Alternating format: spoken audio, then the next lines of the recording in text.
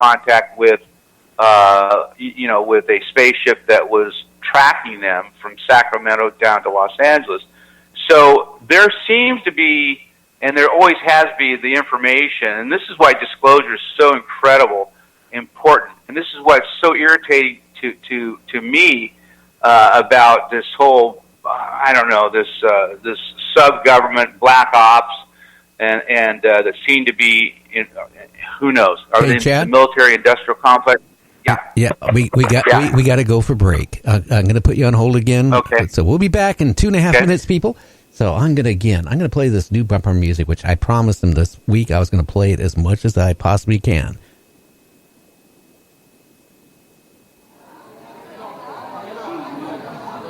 What we are asking for from the government is full disclosure.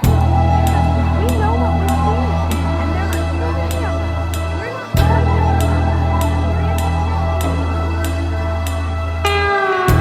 As I gaze upon the annals of time, one thing that comes through: we are not alone in this universe. It's a thought that rings true. Ancient cave dwellers drew spacecraft on the walls. It's a recurring theme. I've seen the same thing while walking late at night, and I know it's not a dream. From Maelstrom to Manhattan, Boston to LA, there are people asking questions and they will not go away. But what has been seen might not be what it seems. The government's shadows dance in the sea.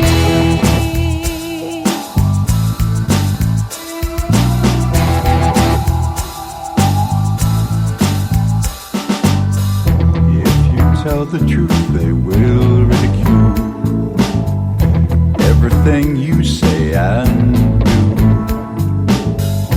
It's all part of a deception. It's a puppet master's tool. And I've seen those craft shut down up to silos from 10 miles away. And there ain't nothing that the Pentagon can do. They can't make them go away.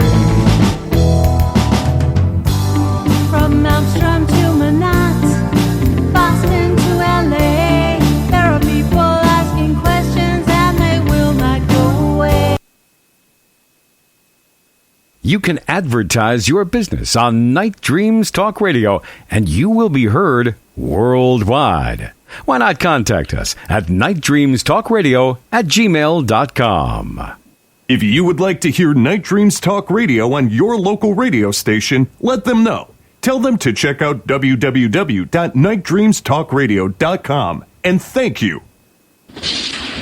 Coming to you from some far point station, like a cosmic tumbleweed, both north and south of the Pleiades. Here's your host, Gary Anderson. That is me. You know, what can I say? UFOs. Do you believe they exist? Do you believe in aliens? I know I do. Hey, Chad, I know you do too.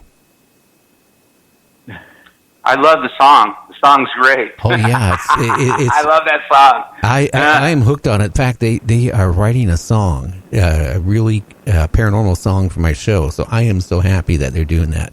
But, you know, I'm going to say this. You know, sometimes I wonder if they have been setting up our world. You know, how we're having Antarctica melting, Greenland that's melting. You know, all this weird stuff is happening on our planet faster than what they ever predicted. I mean, it's speeding up so fast. Do you ever think maybe it's being designed and has been designed by maybe them out there in space to come over and take over? Maybe take over our planet. Maybe we, you know, like I joke around because there was a group of scientists a couple months ago that said, you know, Mars, we can make Mars where people could live on it. First we could do is we could nuke the ice caps on Mars. That'll cause all this ice to melt. Then another scientist says, no, you can't do that because the atmosphere is too thin. It'll evaporate. Then you had a third scientist say, yeah, you can't do that because what good would it be? It'd be irradiated. I just sometimes wonder, maybe that the aliens are pushing our planet to extinction rate for the human or the humanoids, for maybe another race can come in here. Maybe they want, because you know what? There's so many reports of UFOs coming out of water, being in the ocean, being in lakes, being wherever, coming out of mountains. Maybe they want our planet to be more underwater and to something habitable for them. I mean, of course, anything's possible. I think the basic premise that I believe it. Number one, I believe a creator of a first cause. I believe that. And obviously we've been infiltrated here. Well, actually, there's been a lot. If you get into some of the Urantha, books, what have you, supposedly what's happened here in this whole solar system that we're in right now, it's been contaminated. Then we're actually quarantined. And so there is a school of thought that goes down that leg, and it's scary. But I think at its core, we're children. We're this creation, of the creator of the first cause. I think we've been pushed forward by various intersections, by various extraterrestrials. I believe that. I believe that. I mean, that's clearly evident from a scientist. Otherwise, we were hominoids and walking around, and all of a sudden we, figured out fire and started figuring out everything else. And literally, our brains are twice the size of I guess a gorilla's and what have you. So there was something done to us as far as that goes. But at our core, we are connected to this creator of the first cause. And that is really our insurance policy as far as that. And I think that I think that is probably what would save us, and probably what has saved us so far. Now, that doesn't mean that there aren't a lot of shenanigans being, pulled. And obviously, we're our own worst enemies with basically our carbon consumption and everything you can think of as far as just look at the oceans and look at everything else. I mean, the Garden of Eden is being polluted and overrun. But nature has a way of correcting itself. And, vis-a-vis either a big deluge like we had, 13,000 years ago. And there's been, what you're saying is a little scary, but it's actually historically factual. It's happened where literally,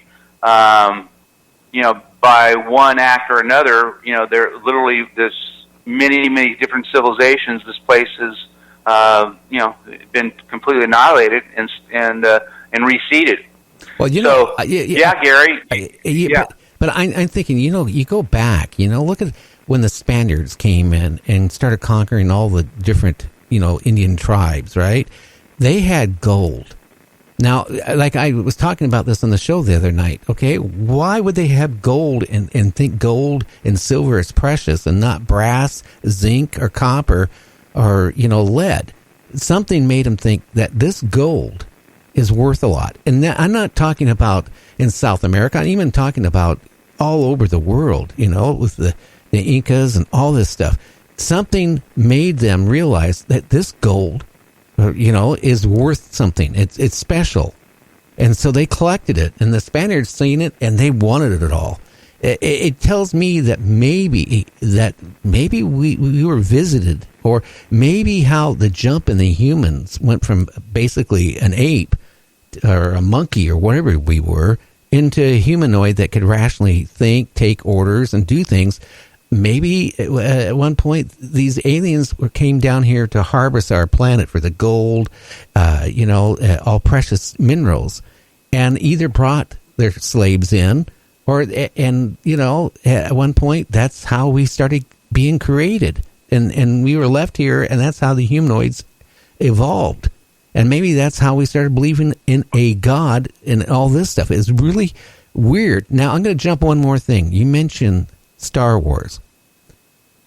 I got to know Reagan a very little bit. I had a couple phone calls with him when he was president, only because my dad's best friend from Korea was James Gardner, the actor, Rockford Files, and Maverick. Oh, yeah, sure. Yeah. Okay. Cherokee, he's a member of my tribe. Yeah, nice guy. Yeah. And anyway, when I was a kid, I didn't know who he was because he would come up and visit my dad every summer for a few days to a week. And they would go out and do, who knows what they did. But, one day I realized who he was, and I started talking to him, and I was always fascinated with Ronald Reagan. And I said, hey, do you know Ronald Reagan? He goes, hey, Ronald Reagan's like my best friend next to your dad. And I said, well, is there any way I could, talk to him? And, he goes, I'll see what I can do. And I figured nothing was going to happen. And Ronald Reagan had a show at that time frame. Not a show, but he would come on and take phone calls once a month from younger people, like teenage up to early 20s. And you could ask a question to the president. He would, try to, give you an answer. Well, you'd have to call in. Well, I didn't call in. He called my number. I talked to the president. Didn't think anything of it. I talked to him. I asked him a couple little dumb questions. About a week later, I get a phone call from the White House. Here's Ronald Reagan on the phone. And I think he must have spent 10, 20 minutes with me, and we were talking. And I can't remember if it was the first conversation or the second or third one I had from him, but I asked him about Star Wars, because I was so much in the newspaper when you're young and, and you're nervous about world events, especially the Soviet Union at that time. And I said, is Star Wars going to protect us against the Soviet Union? And he goes, no, it's to protect us against them. And then he wouldn't say anything more about it. And he used the word them. Now, it wasn't Russia or the Soviet Union. It was them. So you could take that any way you want. Well, no. What way could you take that? He's talking about them. Them means those guys up there. And he was very outspoken. If he said them, yeah. He was very outspoken. I remember one time on a news press he was giving, right? He thought the thing was over with and all the microphones were shut off, and he says, well, we should nuke now. We should nuke Russia. And I remember that. And I went over that live mic. Yeah, on a live mic.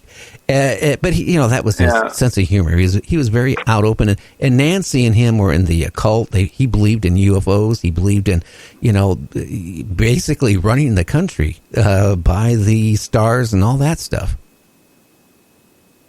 Yeah, there was a woman up in San Francisco. She's an astrologer. She actually dictated especially after the assassination attempt.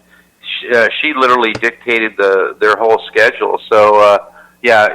Her name Joanne Quigley. Yeah, she was an intricate part of the White House and deeply resented by everyone else. But she knew the stars and literally, kind of navigated him through that whole time. But it's interesting. Yeah, they were very interesting people. But yeah, they were devout followers of astrology, and of course they were demonized for it. But then again, I don't.